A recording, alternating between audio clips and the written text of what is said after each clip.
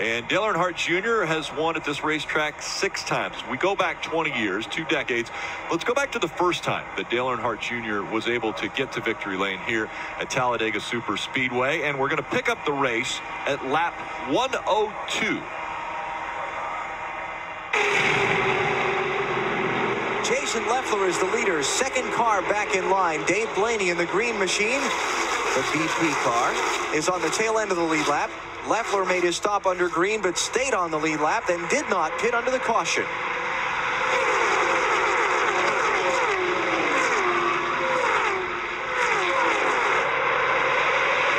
Casey Atwood has come from the medical center. Dave Burns is with him. And he walked out of there. Alan, first of all, Casey, you okay? Yeah, we're okay. All right. And what did it look like from your vantage point? I really couldn't see what started everything. I seen smoke, and then everybody just bunched up, and I got in the back of somebody, and I don't know if somebody got in the back of me or not. We all just bunched up, and when you're 3 wide and everybody hits the brakes, there's not much room to go anywhere. Looks like your guys are fixing your car. Do you want to get back out there with half a car? It won't be very much fun, but you get as many points as you can. We were hoping for a good run. We were running a little bit hot on the water, so we have to run to the back, and then anytime I wanted to, I could really come back to the front. We had a pretty decent car, so we're looking for a good run for Dodge, but it won't be today. All right, thanks, Casey. Elliott Sadler also walked from the infield care center. He is okay as well. Well, it didn't take Dale Earnhardt Jr. long to retake the lead in the Bud car. Mark Martin, the 6, is following, and there the 18 of Bobby Labonte and Michael Walker.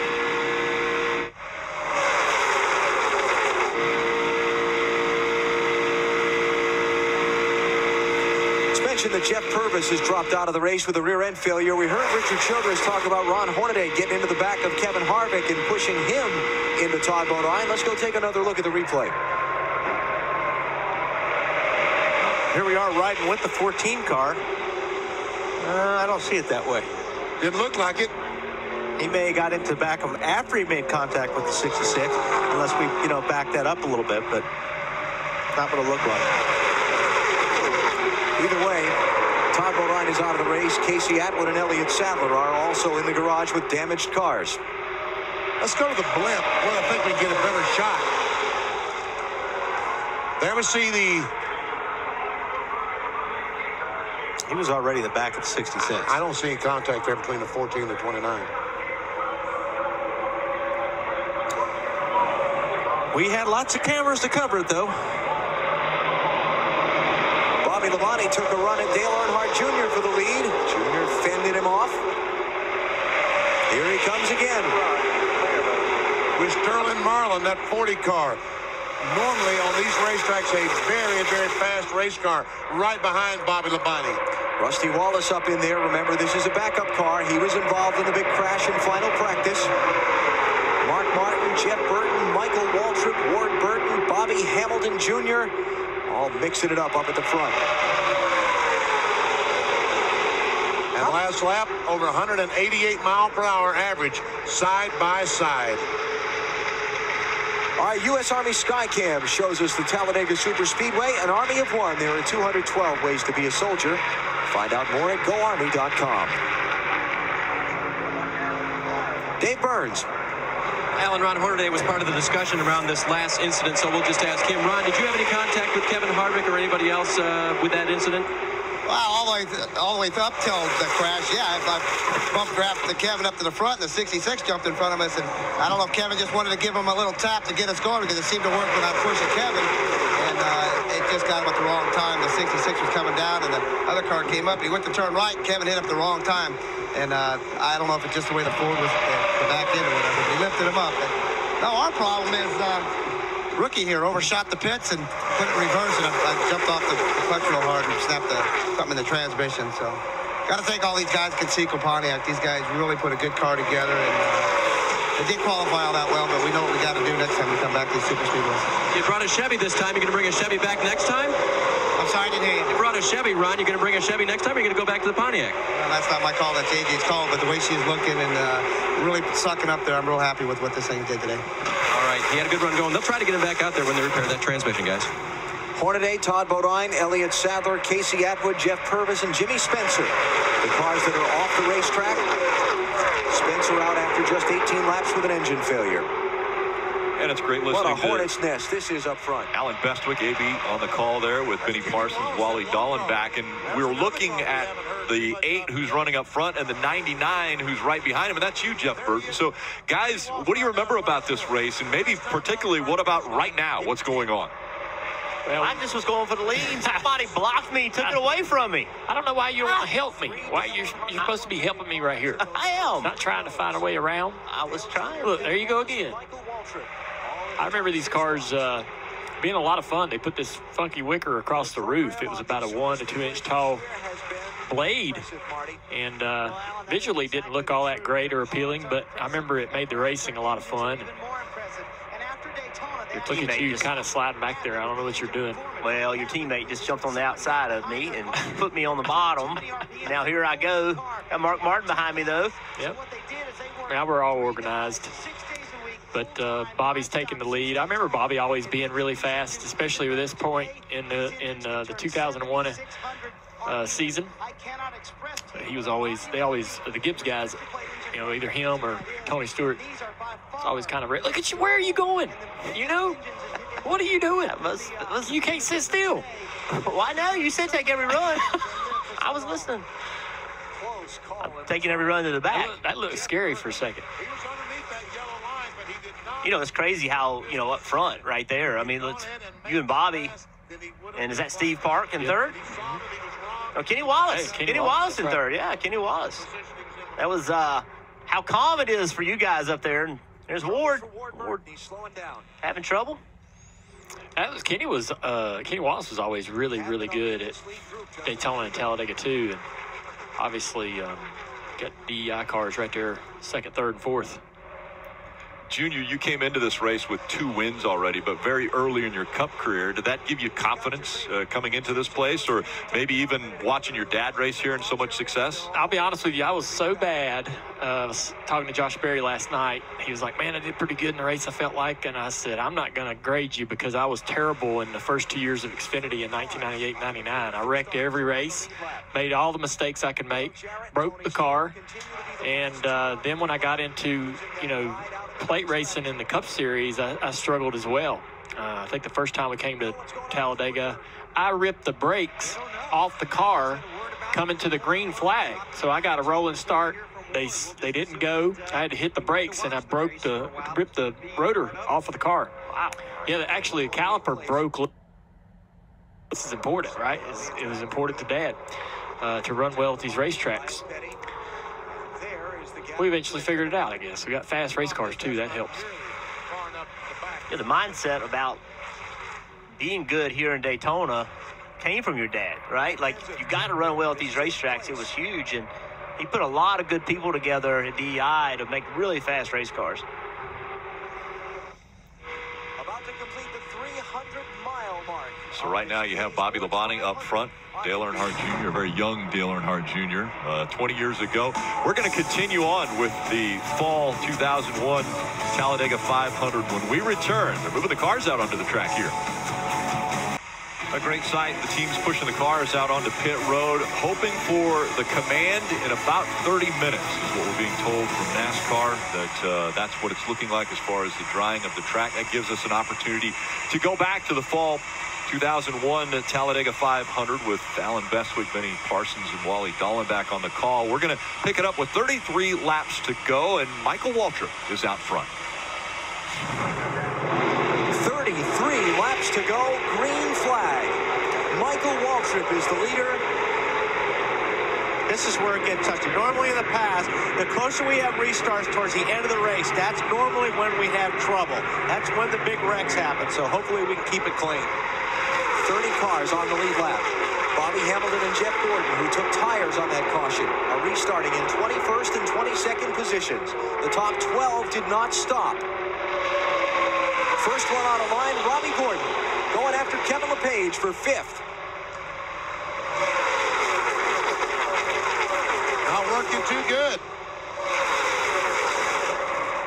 Dale Earnhardt Jr. back in 13th on the restart. He was the leader to the caution. There he is on the outside.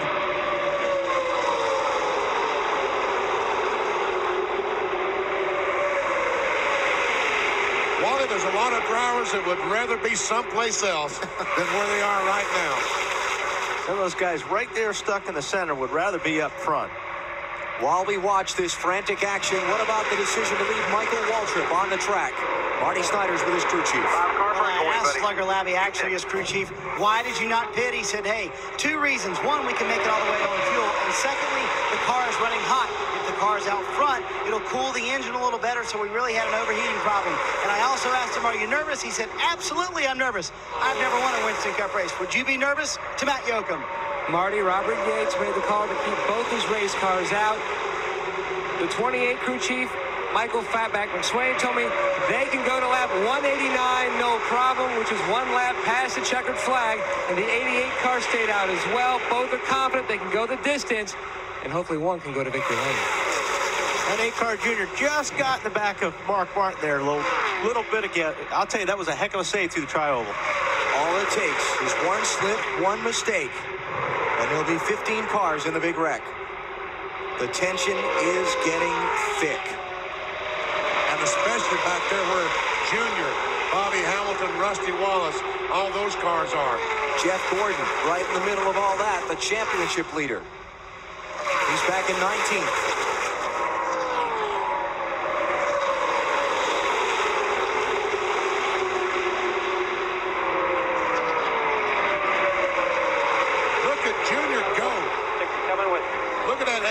Just blow by cars.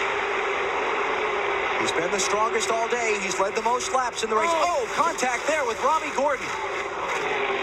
Robbie tried to jump up in front of him. Yep. He tried blocking that move so Junior wouldn't put him in the middle.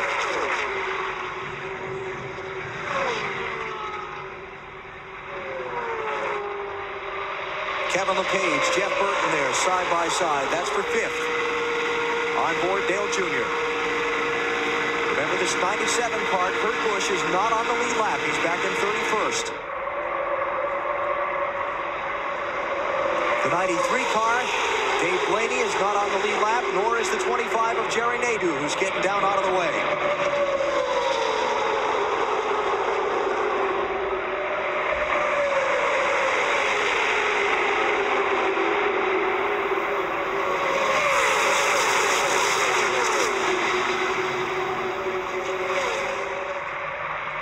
Junior just turns left. We hear Benny and Wally talking about Junior. You turning left and how you guys are doing. Once again, running nose to tail. Jeff Jr., this is a push to the front, it looks like, for the 2 of you. Yeah, I was just thinking, man, look at me helping Jeff.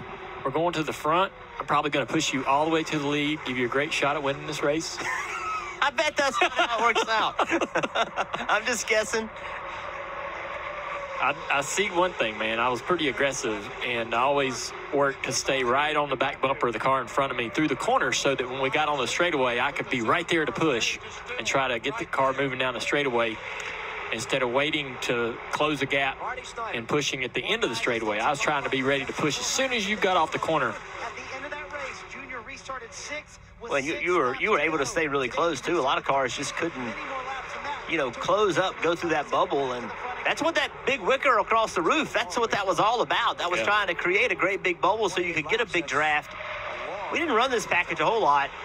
Man, took it away after a few years because there's a lot of wrecks. I was a real good drafting partner for you right there, pushing you around lap after lap.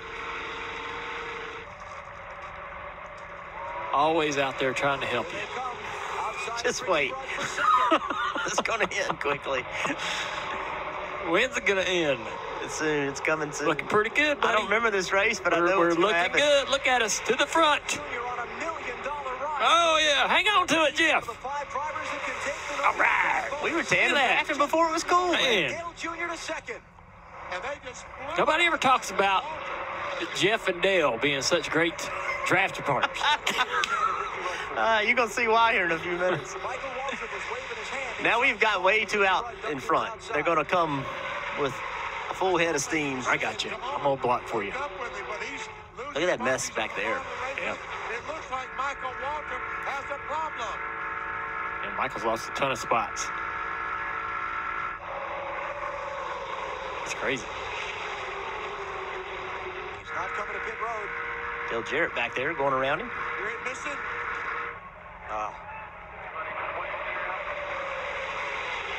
Man, what a tough break. Said might be a red limiter going bad, is what he said. Tough break for Michael. So, guys, really fun to watch this, especially with you two. Living it, I know, Junior, you're having a little bit of fun with it because you know that you end up in victory lane. But what kind of memories is this jogging with you guys? I mean, Jeff, you're saying you don't remember the race that much, but what kind of memories jogging that 2001 race here at Talladega? You know, for me, you go back and you remember racing with Rusty Wallace, with Bobby Hamilton Jr., Mark Martin, Terry Labonte, like racing with those guys. You know, they were such good competitors, and they always brought intensity, and it was a great time in the sport. It really was. There was a lot of competitive teams, a lot of competitive drivers, a lot of crazy personalities. It was a fun time in the sport, and was blessed to be part of it. Really, it was just very competitive. It was not nice, but it was just a lot of cool characters in the sport. You know, I'm kind of surprised at how similar it looks to what we see today. Yeah. You know, when I think about racing 20 years ago, I think that it was really different, right? It was so different from what we experienced. But watching that little bit of a clip or two from 2001, really, it looks as similar as to what the cars are out there doing today. And, you know, maybe things at Talladega just haven't changed as much as we really think they have. When you listen to the drivers being interviewed, they sound the same as the drivers being interviewed today. I mean, it's the same thing. Hey, a guy got in the back of me. We wrecked. It was a big wreck. It wasn't a big wreck. It's just, this racetrack has always been a challenge from the time they built it till today. It has been one of the most difficult racetracks. It's the biggest racetrack, and you would think, well, that would make it easy. And it's not. It's one of the most difficult racetracks, and it's been like that since they built it. Crews covering the cars back up. We hope this is just a real quick passing shower that goes through, and we can get the cars on track and racing here at Talladega. Stay with us. The second race of the round of 12 has been postponed until tomorrow. So that'll be Monday, 1 p.m. Eastern, and that will air on NBC SN. So make sure to join us there. We do want to get back to the fall race of 2001 from right here at Talladega, the Talladega 500 with Alan Bestwick, Benny Parsons, and Wally Dallenbach with the call. We come back with 23 laps to go. Bobby Hamilton is in front. Bobby Hamilton has just taken the lead in the EA Sports 500 at Talladega, presented by Dodge. Not going to be the last lead change we see, the way this thing's shaping up in the final laps. 30 cars on the lead lap. They're all in a big bunch. A couple of lap cars mixed in. The guy that helped him get there is 29 car of Kevin Harvick, who they had a little contact last week and some words at Martinsville. But like they said earlier, you got to put that behind you. When you strap in a race car, it's a new day, it's a new race, especially when you come to a place like Talladega, where you really even can't think about paybacks or anything like that. 22 laps to go, Wally. You got a couple of lap cars up there at the front of the pack. Harvick in the 29, Kurt Busch in the 97, in among the leaders. Well, if I'm on the lead lap, I'm screaming, wanting them guys to get out of there so we can go racing. But if I'm a lap down, I gotta stay there in case yellow comes out so I can get my lap back. Well, I think those guys have every reason, every right to be there until about 10 laps to go. They should stay there. And I agree with you, Benny. At 10 laps to go, they should get out of there and let those guys race. Earnhardt Jr. rides Hamilton up off the bottom lane, back out front. His teammate, Kenny Wallace, is pushing him. All right, Junior, you're up front.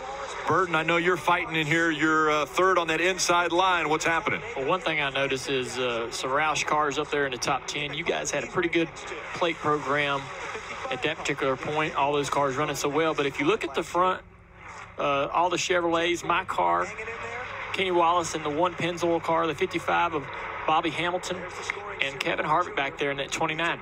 Those three teams shared a program or created a program called RAD, and we all worked together to really develop as much as we could in terms of engine power and aerodynamics, particularly at the speedways. And we always saw the Andy Petrie's team, the 55 car that's on the outside front row, RCR, and of course DEI running really well this particular time through 2001 and so forth until the RAD program went away. But it was really successful. It's kind of a new program ahead of its time, right? Where multiple teams shared information. Usually all the teams wanted to keep that information from everyone. But to get better, they all joined forces, and it really benefited us, especially me, at these plate races. Andy Petrie owned that car right there, just leading. Bobby Hamlin was driving. Andy is now the director of competition at Richard Childress Racing. One of the smartest guys in the garage. Always smart, always had fast cars at Daytona and Talladega. Very innovative. Didn't mind pushing the buttons, making stuff happen.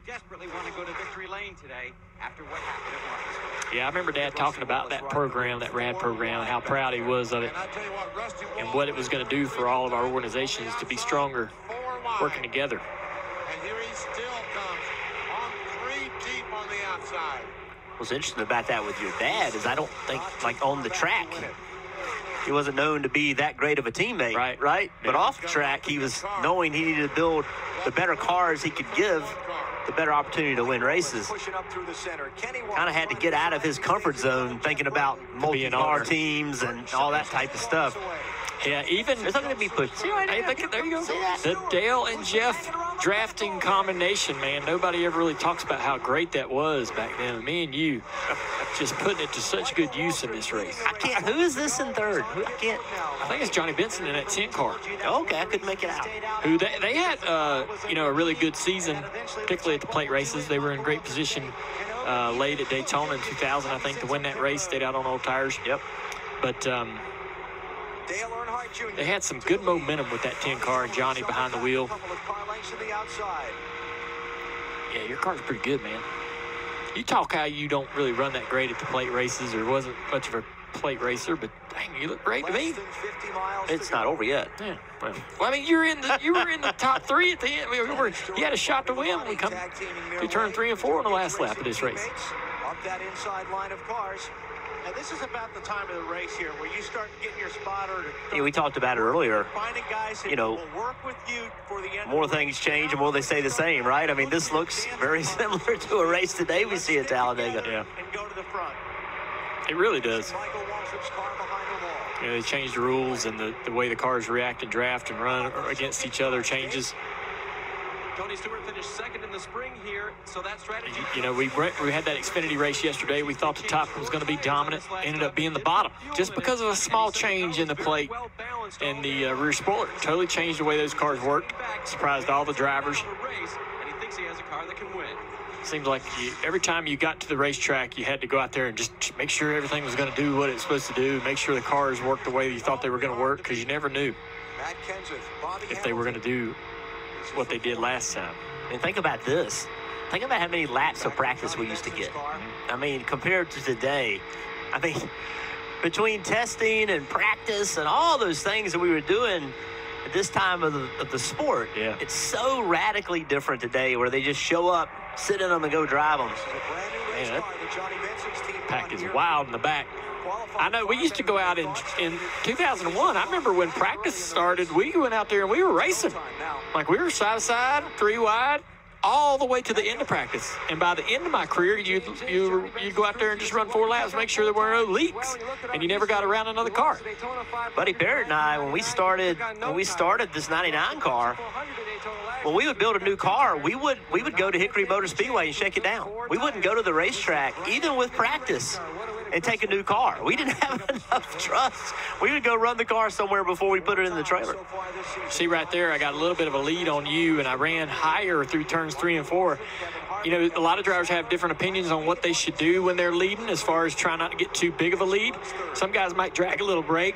Some guys might lift off the gas. I would try to just run a longer distance and allow you to kind of close the gap by running low, and then come back down the racetrack in front of you once you'd closed up the gap a little bit. And another thing I'd like to do is, this track was kind of wore out. Look at all the cracks and all that. Your car needed to handle a little bit, and especially at Daytona, it was pretty critical when that track was wore out.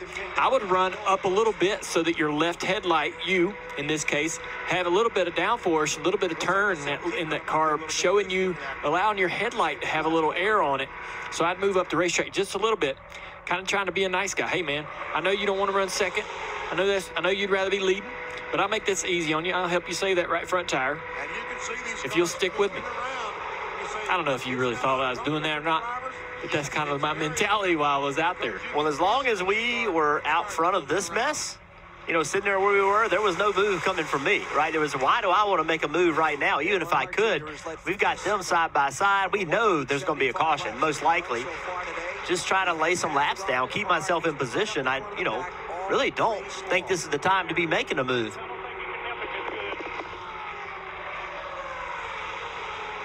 We heard the report from pit road earlier how even after his dominating win in the Pepsi 400 at Daytona, the Dale Earnhardt Incorporated team went back to work on their engines to bring further increased. What's difficult is when you're in the back of the pack. How are you going to get yourself to the front?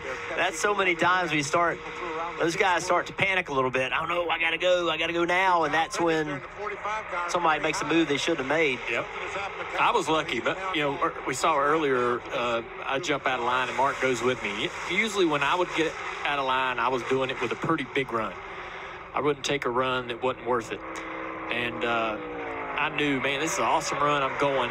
Usually somebody's going with me. A lot of times guys jump out of line, particularly right now, and the guy behind them thinks, I'm taking that spot. I'm going to shuffle. I'm going to leave you out there by yourself, and I'm going to fill your hole that you've left available in front of me. And I was lucky, man. I had a lot of help. There were days when it didn't feel like I had a ton of help, but for most of these races, we had a lot of people wanting to latch onto the back of the car and go forward. And Matt Kenseth, he's finally cleared Bobby Hamilton, was able to get to the end of this front 4 cars. Matt was a really good competitor, teammate with Matt for a long time. Brought everything he had to every single race. See that? Yeah, you see that volleyball? That's Wilson. We carried that volleyball with us at 2001 Dover when we came back after 9/11 and won the race. It was in the passenger side riding along with me. You know why Tony Jr. stuck it in there? I was a big castaway. Hold on. Where was it? At Dover. You put it in the car? Yeah. So I was a big fan of Castaway the movie, big Tom Hanks fan. And I told Tony Jr. one day, I'm talking to him, we're frustrated about the car, and I said, I asked a question or said something, and he didn't reply. And I said, man, you know, it really annoys me when I ask you a question or say something and you don't reply to me. And I think he knew that, so he would do that a lot. And I said, sometimes I feel like I'm out here on an island by myself, like Tom Hanks in the movie Castaway. And so we're running at Dover in that race after 9/11 in 2001. And I said, I asked him something. He said, why don't you ask Wilson? I was like, what are you talking about? He's like, look over in the passenger seat. And he has tie wrapped that volleyball into the roll bar. It had been in the car half the race. I didn't even know it. I climbed into the car to start the race. Didn't even see it. And so, you know, we win the race, hold up the volleyball in victory lane. We carried it a few more events, I think maybe because we thought it was good luck, and we finally took it out of the car after we stopped winning. Or didn't win. It had run its course. Now it's in the, yeah, now we got it in the pits, I suppose. That's funny. Let's listen to Alan and Benny. Benny Parsons, such a great guy in the booth. Wally Dallenbach. I want to be in the middle. Well, there's somebody who likes the middle, BP. Wow. Marty? And guys, Jeff Gordon said the same thing. He actually said it before the race. He told Robbie Loomis, his crew chief, when it comes down to it, I want to be in the middle, find my way to the middle, because I think that will be the lane that will move. I talked to Mike Wallace this morning down at the garage, and he said the same thing about the middle lane with the cars configured the way they are, seeming to be the one that always moves. Bill? Alan, remember here in April, it was Bobby Hamilton that came charging from the back to win a la Earnhardt. Now desperately needing to catch up with that pack in front of him, but several drivers waiting for the 55 to do something. That's the car they want to latch on to. And I think they're right. That's the only car that they're going to have a chance to get by the 8 car. Then once they're by the 8 car, then it's going to be a free-for-all.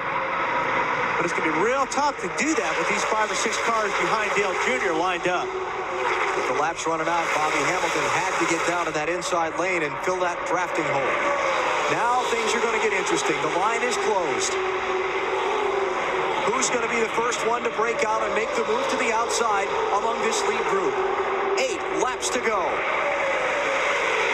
Well, I'll tell you, they need to hurry, because if that other line gets up next to them, the one that Kenny Wallace is leading, they're not going to have a chance to make a move. There goes Tony Stewart and Bobby Hamilton. They've moved up high. Stewart bails back out to the inside. Was he just trying to shake Hamilton and get Bobby up behind him? Could be. If he did, it worked. Now the 2 Gibbs cars are together. You got 2 Roush cars up there, Kenseth and Burton. Dale Jr.'s all alone. He lost his drafting partner when Michael Waltrip went out of the race. Kenny Wallace, there in the yellow car, hung back in traffic. Here comes Stewart, outside of Kenseth.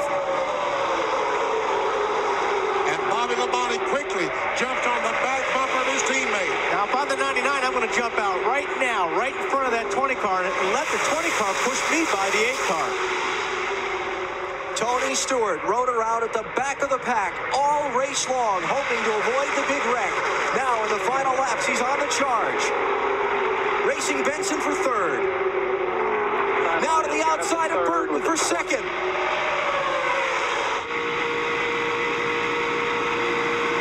Protect the top side. Go clear up. Dale Jr. moves to block. And Hamilton is in the middle. Is that the spot to be?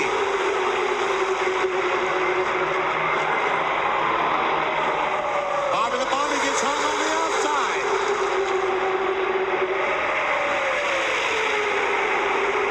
Six laps to go.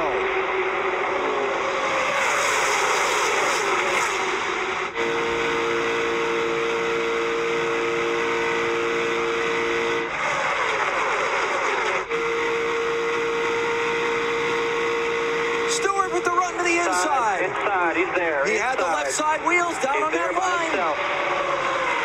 Did he cross it? Both of you have help, 2 by 2. He may have got run down there, too, though. The same exact thing that happened at Daytona. 3 wide, up front, coming to 5 to go.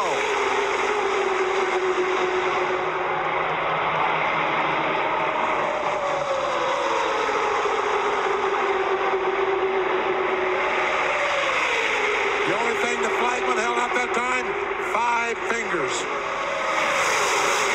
Please don't anybody make a mistake. And it's 3 wide behind you. Well, there's the middle lane. Ty Norris, Dale Earnhardt Jr. spotter.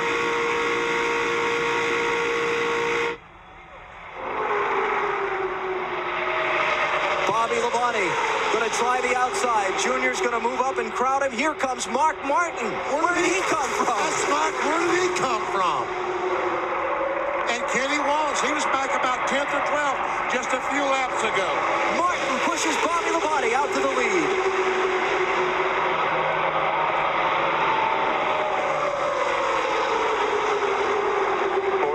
Labonte led 24 laps earlier today. He's got a very strong car. Look at Bobby Hamilton force a hole to the inside of Kenny Wallace. I tell you what, right now, if it's about 12 feet wide, they're going to put a car in it.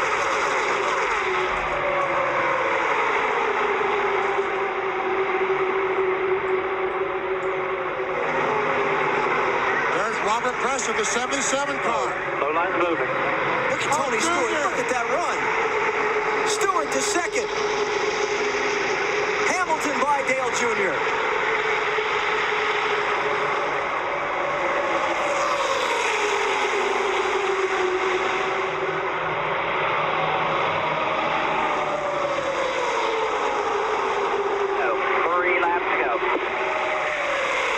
What drama here at Talladega. Bobby Labonte leads. Tony Stewart is 2nd. Bobby Hamilton is 3rd. All 30 cars on the lead lap in a big pack. And Brett Bodine is 28th position. I'm sitting right here, Jeff, and I don't know how I win this race. I just lost all those spots with some terrible decisions, and now I got great help behind me. This 32 car. Keep an eye on that 24 car. It's money time. Oh, we got to run into 3rd there. Now we're going to keep that momentum. Jump up in front of that 55, get some momentum off of the nose. But Bobby Hamilton's car, use that to go the inside of Tony Stewart. And now, though, you're really by yourself. Like, there's nobody pushing you, but you're able to clear Stewart. So then to Stewart, you know, wisely says, okay, what am I going to do? It rolls in behind you. Stewart, now, go ahead. How are we going to – I'm sitting there thinking, where's the run going to come that I'm going to need to try to pass this 18 car of Bobby Hamilton? His teammates behind me probably not going to get any help doing that from his teammate. Little block here on Stewart. Junior moves down to block Tony Stewart. I still got no answer for the 18 car, really no momentum.